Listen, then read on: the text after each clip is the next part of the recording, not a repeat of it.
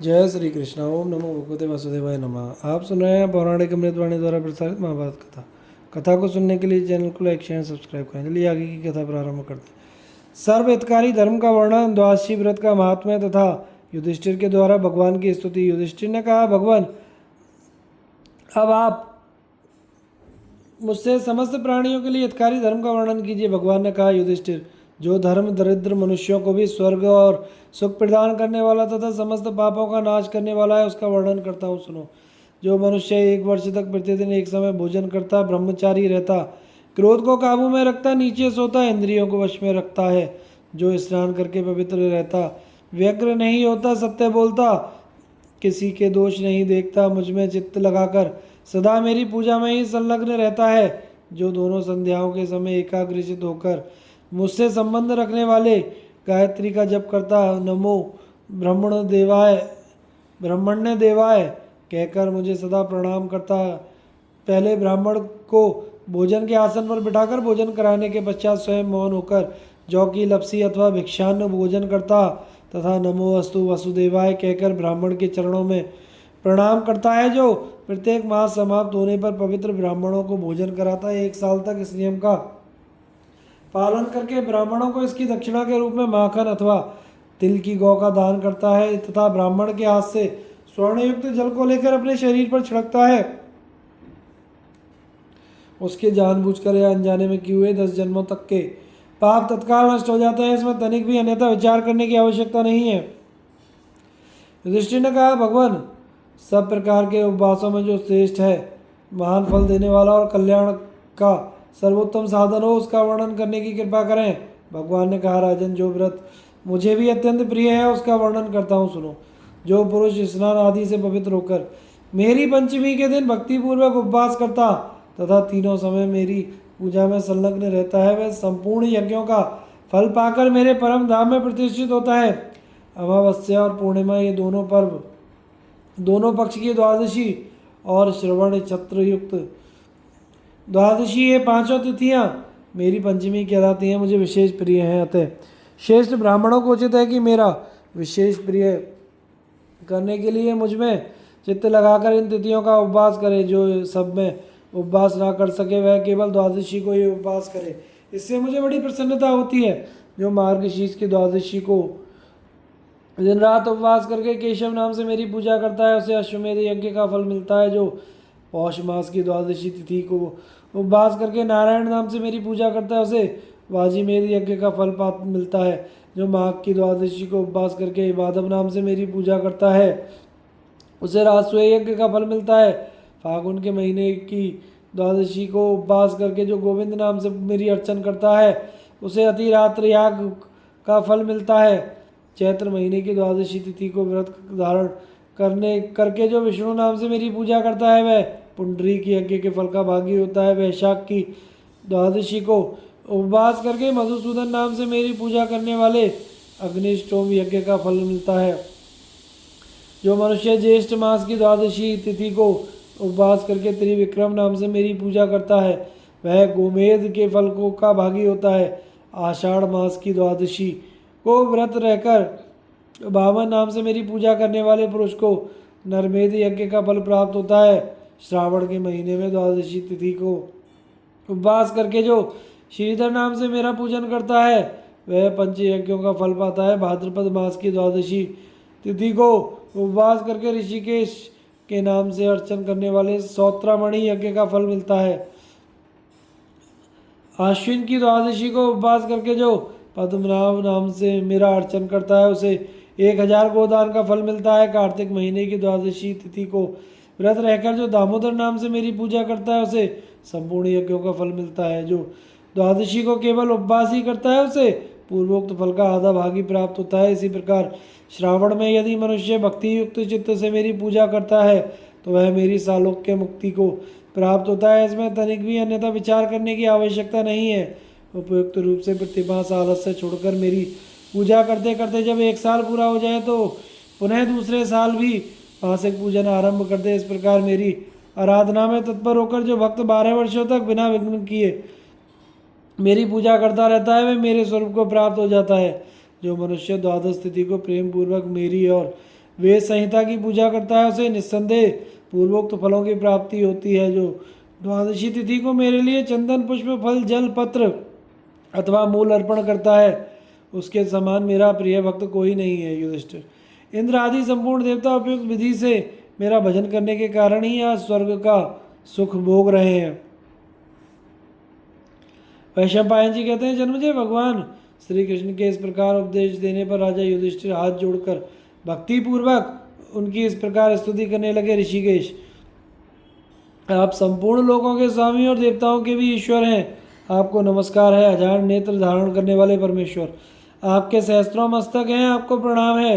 वेद त्रयी आपका स्वरूप है, तीनों वेद के आप अधीश्वर हैं। वेद त्रयी के द्वारा आपकी ये स्तुति की गई है, आपको बारंबार नमस्कार है। आप चार भुजाधारी विश्वरूप जगत के अधीश्वर संपूर्ण लोकों के आवास स्थान हैं। आपको मेरा प्रणाम है। नरसिंह, आप ही इस जगत की सृष्टि और संहार करने वाले हैं, आपको नमस्कार है।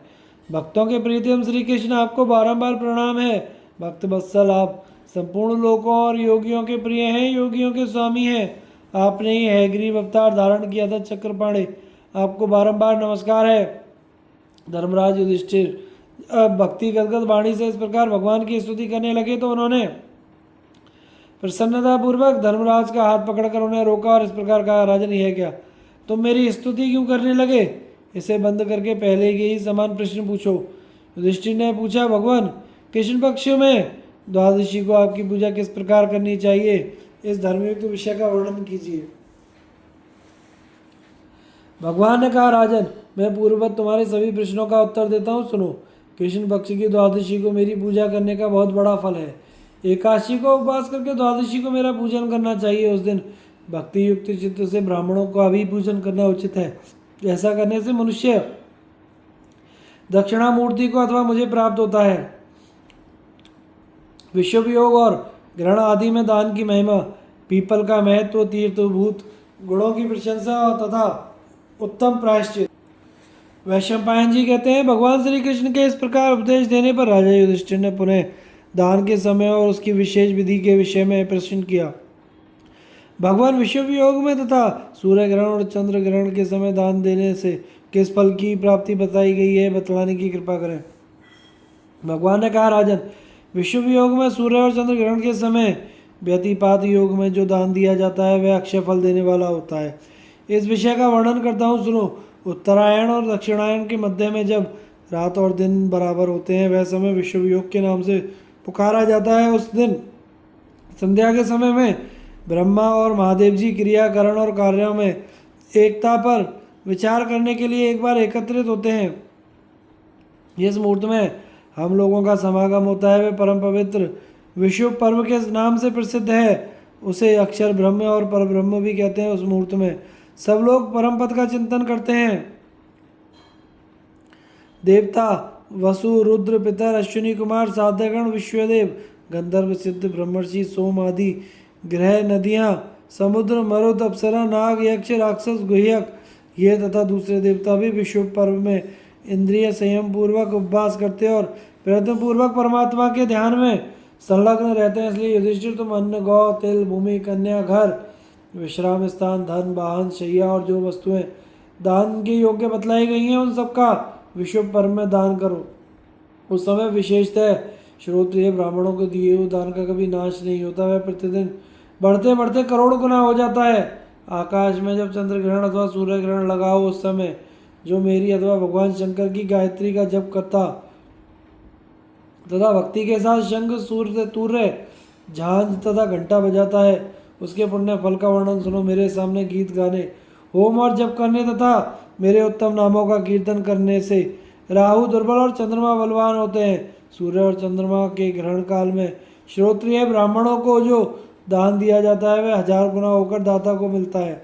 महान पातकी मनुष्य भी उस दान से तत्काल पाप रहित हो जाता है। जो सुंदर विमान पर बैठकर चंद्रलोक में गमन करता है तथा जब तक आकाश में चंद्रमा के साथ तारे मौजूद रहते हैं तब तक चंद्रलोक में वह सम्मान के साथ निवास करता है।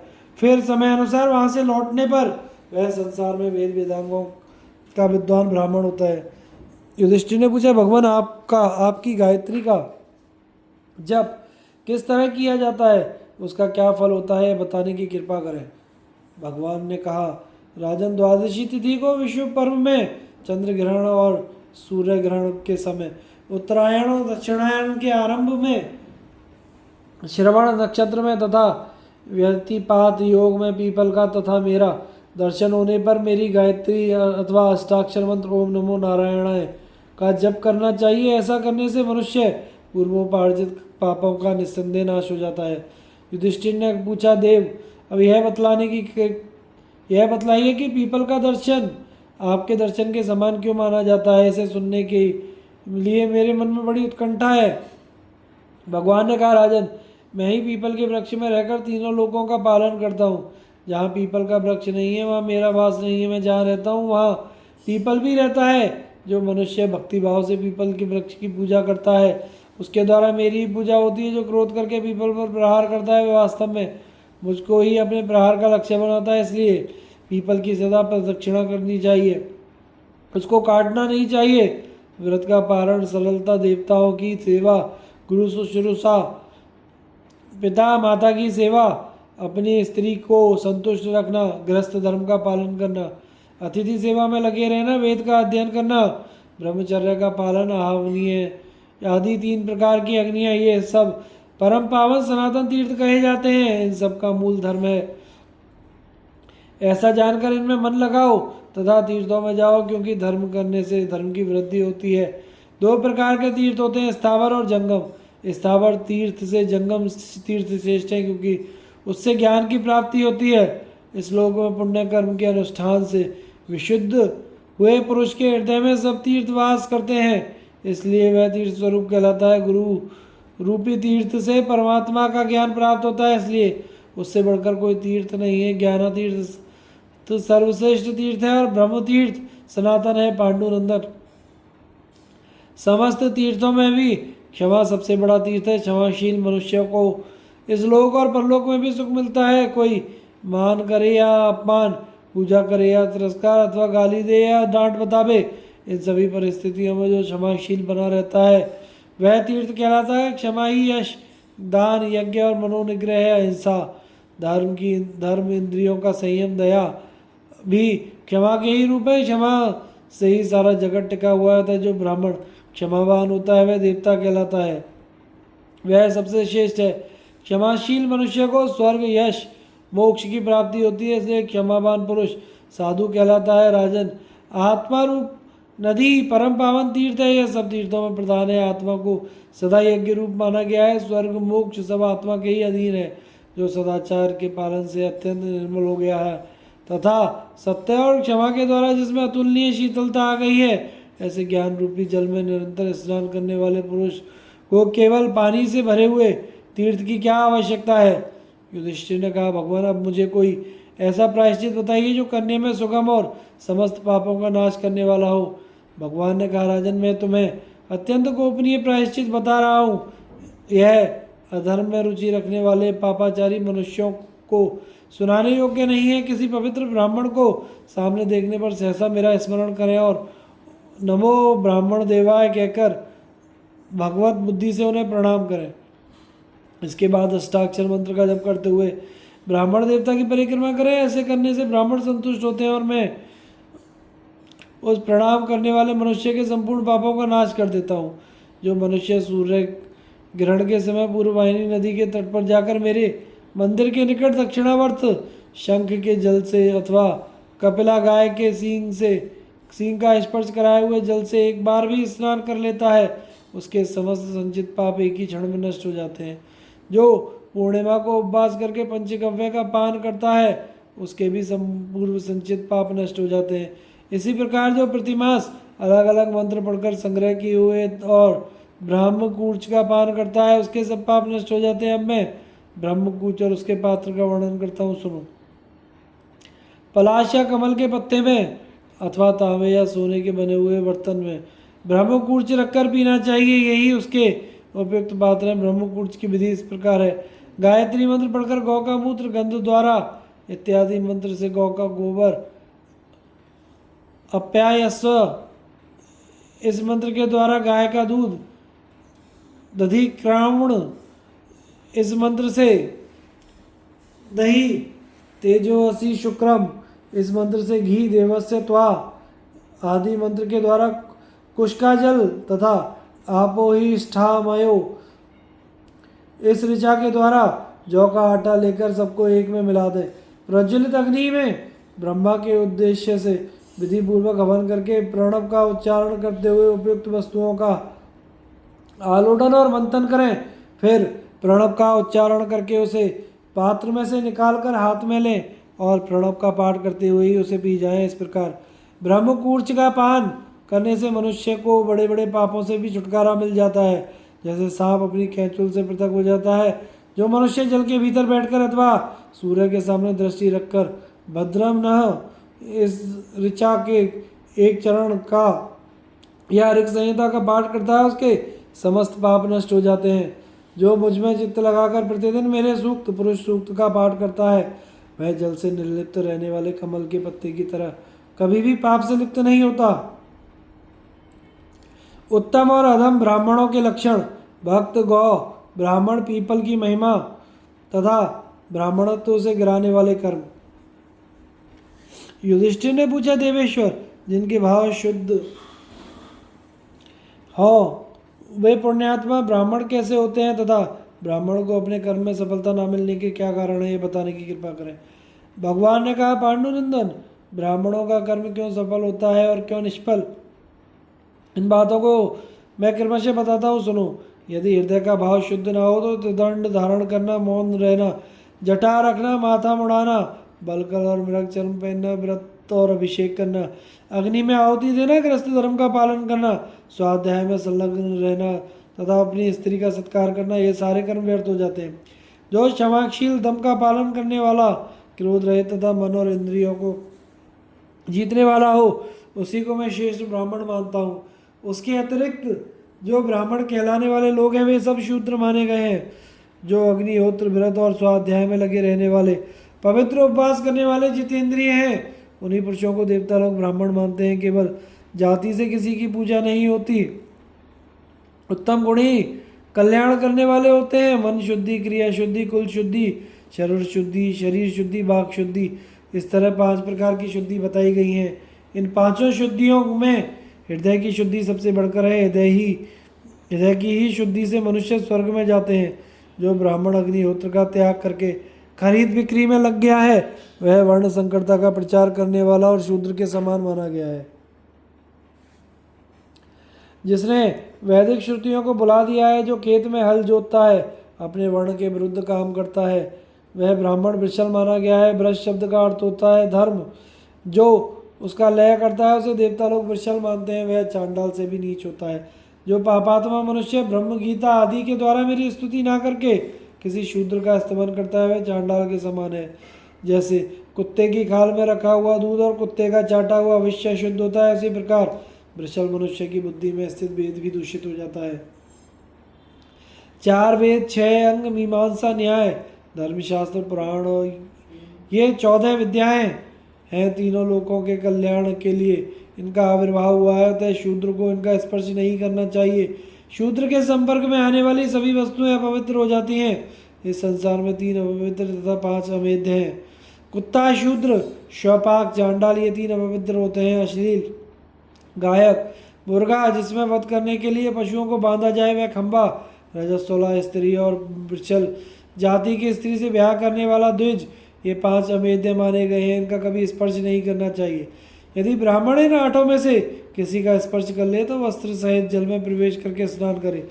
जो मनुष्य मेरे भक्तों का शूद्र जाति में जन्म होने के कारण अपमान करते हैं, वे करोड़ों वर्ष तक नरक में निवास करते हैं। तो चांडाल भी यदि मेरा भक्त हो तो बुद्धिमान पुरुष को उसका अपमान नहीं करना चाहिए।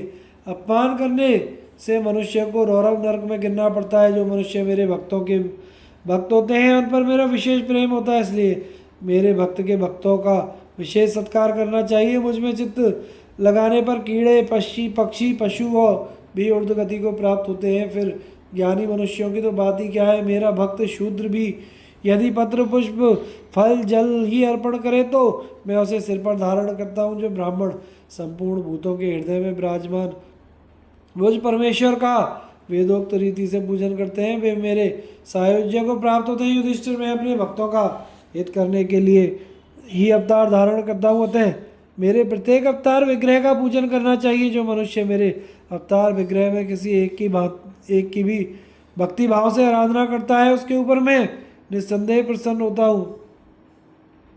मिट्टी, तांबा, चांदी, स्वर्ण अथवा मणि एवं रत्नों की मेरी प्रतिमा बनवाकर उसकी पूजा करनी चाहिए। इनमें उत्तरोत्तर मूर्तियों की पूजा से 10 गुना अधिक पुण्य समझना चाहिए। यदि ब्राह्मण को विद्या की, क्षत्रियों को युद्ध में विजय की, वैश्य को धन की, शूद्र को सुख स्वरूप फल की तथा स्त्रियों को सब प्रकार की कामना हो तो ये सब मेरी आराधना से सभी मनोरथों को प्राप्त कर सकते हैं। युधिष्ठिर ने पूछा, देवेश्वर, आप किस तरह के शूद्रों की पूजा स्वीकार नहीं करते? भगवान ने कहा, राजन, जो व्रत का पालन करने वाला और मेरा भक्त नहीं है उस शूद्र की हुई पूजा को मैं कुत्ता पकाने वाले चांडाल की हुई समझकर त्याग देता हूँ। गौ, ब्राह्मण, पीपल का वृक्ष, ये तीनों देव रूप हैं। इन्हें मेरा और भगवान शंकर का स्वरूप समझिए। मेरे भक्त पुरुष को उचित है कि वह इन तीनों का कभी अपमान ना करे, क्योंकि अपमानित होने पर ये मनुष्य की 7 पीढ़ियों को भस्म कर डालते हैं। युधिष्ठिर, मेरे स्वरूप होने के कारण ये मनुष्य का उद्धार करने वाले हैं, इसलिए तुम यत्नपूर्वक इनकी पूजा किया करो। युधिष्ठिर ने पूछा, भगवान, मनुष्य ब्राह्मण शरीर से ही शूद्र कैसे हो जाता है? उसका ब्राह्मणत्व किस प्रकार नष्ट हो जाता है, यह बताने की कृपा करें। भगवान ने कहा, राजन, जो 12 वर्ष तक केवल कुएं के जल से स्नान करता है तथा उतने ही वर्षों तक राजा के आश्रय में रहकर जीविका चलाता है, ऐसा ब्राह्मण वेद का पारंगत विद्वान होने पर भी उसी शरीर से शूद्र भाव को प्राप्त हो जाता है। जो किसी बड़े कस्बे अथवा नगर में लगातार 12 वर्षों तक रह जाता है वह ब्राह्मण भी निस्संदेह शूद्र हो जाता है। जो ब्राह्मण काम से मोहित होकर शूद्र जाति की स्त्री से संतान उत्पन्न करता है उसके शरीर का ब्राह्मणत्व भी तुरंत नष्ट हो जाता है। युधिष्ठिर, जो लोग दुर्लभ ब्राह्मणत्व को पाकर भी ऊपर बताए हुए बुरे मार्गों से चलकर उसका नाश कर डालते हैं उनके लिए मुझे बड़ा शोक होता है। इसलिए जो ब्राह्मण मुझमें प्रेम रखता हो उसे सब प्रकार के प्रयत्न द्वारा ऐसा कोई कर्म नहीं करना चाहिए जो उसे ब्राह्मणत्व से भ्रष्ट कर दे। भगवान के उपदेश का उपसंहार तथा उनका द्वार का गमन। युधिष्ठिर ने पूछा, भगवान, यदि कोई ब्राह्मण परदेश गया हो और वहीं काल की प्रेरणा से उसका शरीर छूट जाए तो उसकी प्रेत क्रिया अंत्येष्टि संस्कार किस प्रकार संभव है? भगवान ने कहा, राजन, यदि किसी अग्निहोत्री ब्राह्मण की इस प्रकार मृत्यु हो जाए तो प्रेत कल्प में बताए हुए उसकी काष्ठमयी प्रतिमा बनवानी चाहिए। वह काष्ठ पलाश का ही होना उचित है। मनुष्य के शरीर में 360 हड्डियां बताई गई हैं, उन सबकी शास्त्रोक्त रीति से कल्पना करके उस प्रतिमा का दाह करना चाहिए। युधिष्ठिर ने पूछा, भगवान, जो भक्त तीर्थ यात्रा करने में असमर्थ हो उन सबको तारने के लिए कृपया किसी विशेष तीर्थ का धर्मानुसार वर्णन कीजिए। भगवान ने कहा, राजन, सामवेद का गायन करने वाले विद्वान कहते हैं सत्य सब तीर्थों को पवित्र करने वाला है। सत्य बोलना, किसी जीव की हिंसा ना करना, ये तीर्थ कहलाते हैं। तब दयाशील, थोड़े में संतोष करना, ये सद्गुण भी तीर्थ रूपी हैं। पतिव्रता नारी, संतोषी ब्राह्मण और ज्ञान को भी तीर्थ कहते हैं। मेरे और शंकर के भक्त, सन्यासी, विद्वान और दूसरों को शरण देने वाले पुरुष भी तीर्थ हैं। जीवों को अभयदान देना भी तीर्थ ही कहलाता है। मैं तीनों लोगों के उपदेश शून्य हूँ। दिन हो या रात मुझे कभी किसी से भय नहीं होता। देवता, दैत्य, राक्षसों से भी मैं नहीं डरता, परंतु शूद्र के मुख से जो वेद का उच्चारण होता है उससे मुझे सदा ही भय रहता है। इसलिए शूद्र को मेरे नाम का भी प्रणव के साथ उच्चारण नहीं करना चाहिए, क्योंकि वेदता विद्वान इस संसार में प्रणव को सर्वोत्कृष्ट वेद मानते हैं। शूद्र मुझ में भक्ति रखते हुए ब्राह्मण, क्षत्रिय, वैश्यों की सेवा करें, यही उनका परम धर्म है।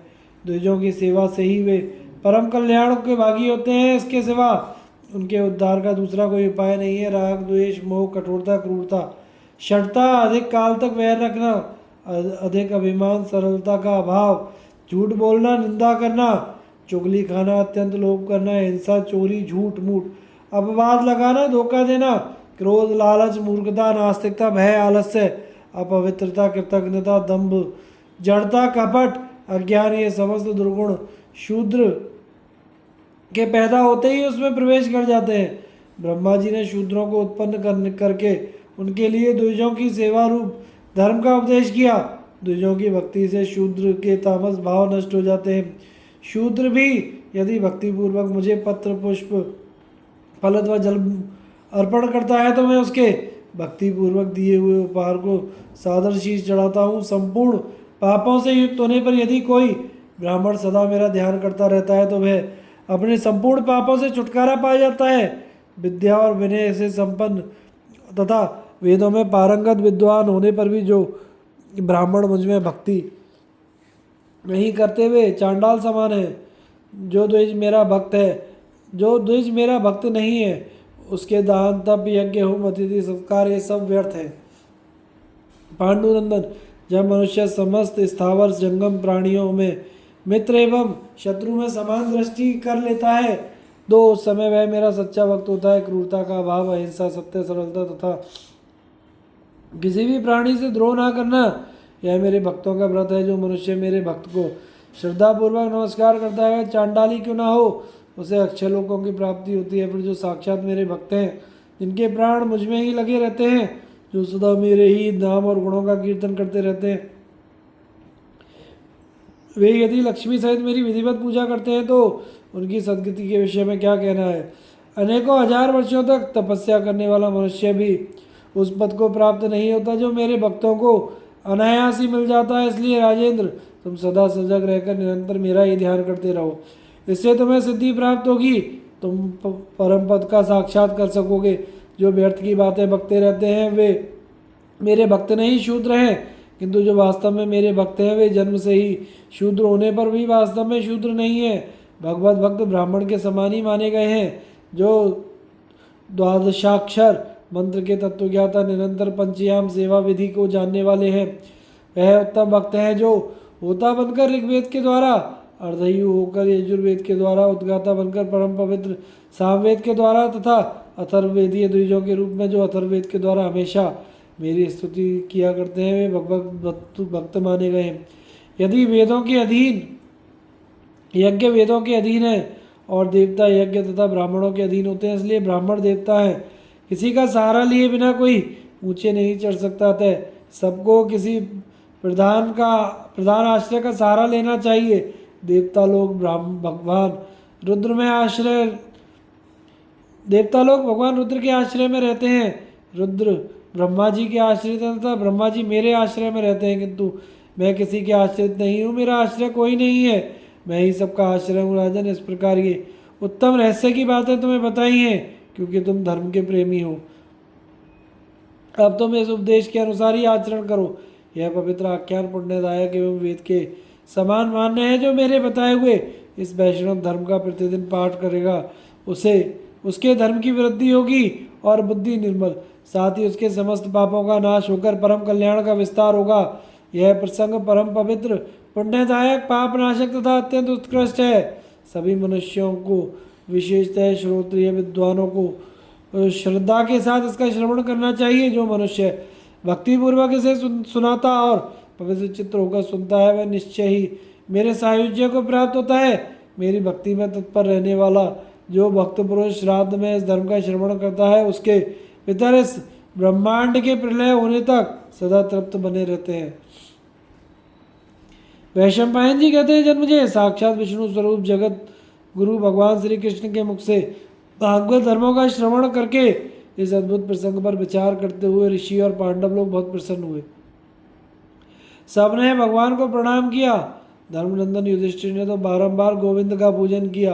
देवता, ब्रह्मर्षि, सिद्ध, गंधर्व, अप्सराएं, ऋषि, महात्मा, गुह्यक सर्प, महात्मा बाल किल्ले, तत्वदर्शी योगी तथा पंचयाम उपासना करने वाले भगवत भक्त पुरुष जो अत्यंत उत्कंठित होकर उपदेश सुनने के लिए पधारे थे, इस परम पवित्र वैष्णव धर्म का उपदेश सुनकर तत्क्षण निष्पाप एवं पवित्र हो गए। सब में भगवत भक्ति उमड़ आई।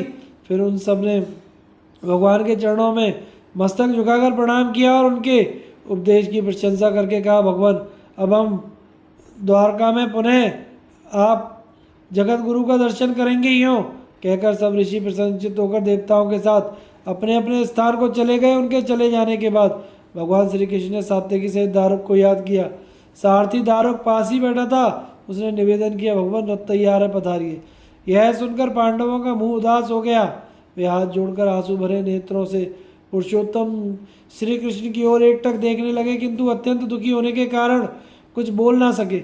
भगवान कृष्ण भी उनकी दशा देखकर दुखी से हो गए तथा उन्होंने कुंती, धृतराष्ट्र, गांधारी, विदुर, द्रौपदी, महर्षि व्यास और अन्य ऋषियों एवं मंत्रियों से विदा लेकर सुभद्रा तथा पुत्र सहित उत्तरा की पीठ पर हाथ फेरा और आशीर्वाद वे उस राजभवन से बाहर निकल आए। फिर शैव्य, सुग्रीव, मेघपुष्प और बलाहक नाम वाले 4 घोड़ों से जुते हुए अपने रथ पर सवार हो गए। उस समय कुरुदेश के राजा युधिष्ठिर भी प्रेमवश भगवान के पीछे पीछे स्वयं रथ पर जा बैठे और दारुक को सारथी के स्थान से हटाकर उन्होंने घोड़ों की बागडोर अपने हाथ में ले ली। फिर अर्जुन भी रथ पर आरूढ़ हो स्वरदंड युक्त विशाल चंवर हाथ में लेकर दाहिनी ओर से भगवान के मस्तक पर हवा करने लगे। इस प्रकार महाबली भीमसेन ने भी रथ पर चढ़कर भगवान के ऊपर छत्र लगाया। वह छत्र 100 कमानियों से युक्त दिव्य मालाओं से सुशोभित था। उसका डंडा वैदुर्य मणि का बना हुआ था तथा सोने की झालरें उसकी शोभा बढ़ा रही थी। नकुल और सहदेव भी अपने हाथों में सफ़ेद चवन लिए रथ पर सवार हो गए और भगवान के ऊपर डुलाने लगे। इस प्रकार युधिष्ठिर, भीम, अर्जुन, नकुल और सहदेव ने श्री कृष्ण का अनुसरण किया। 3 योजन अर्थात 24 मील तक चले आने के बाद भगवान श्री कृष्ण ने अपने चरणों में पड़े हुए पांडवों को गले से लगाकर विदा किया और स्वयं द्वारका को चले गए। इस प्रकार भगवान को प्रणाम करके जब पांडव घर लौटे तो सदा धर्म में तत्पर रहकर कपिला आदि गौों का दान करने लगे। भगवान श्री कृष्ण के वचनों को बारंबार याद करके वे मनी मन उनकी सराहना करते थे। धर्मात्मा युधिष्ठिर ध्यान द्वारा भगवान को अपने हृदय में विराजमान करके उन्हीं के भजन में लग गए और उन्हीं का स्मरण करने लगे और योग युक्त होकर भगवान का यजन करते हुए उन्होंने उन्हीं के परायण हो गए। जन्मजय, इस प्रकार प्राचीन वैष्णव धर्म का यह उपदेश मैंने तुम्हें सुना दिया। यह परम पवित्र और पापों का नाश करने वाला है। भगवान विष्णु के बतलाए हुए इस धर्म का निरंतर श्रवण करते रहो। इसी से तुम विष्णु के परम धाम जा सकते हो और उनकी प्राप्ति के लिए कोई दूसरा उपाय नहीं है। अश्वमेधिक पर्व समाप्त। आगे की कथा का प्रसारण हम अगले भाग में करेंगे। चैनल को लाइक, शेयर, सब्सक्राइब करें। धन्यवाद।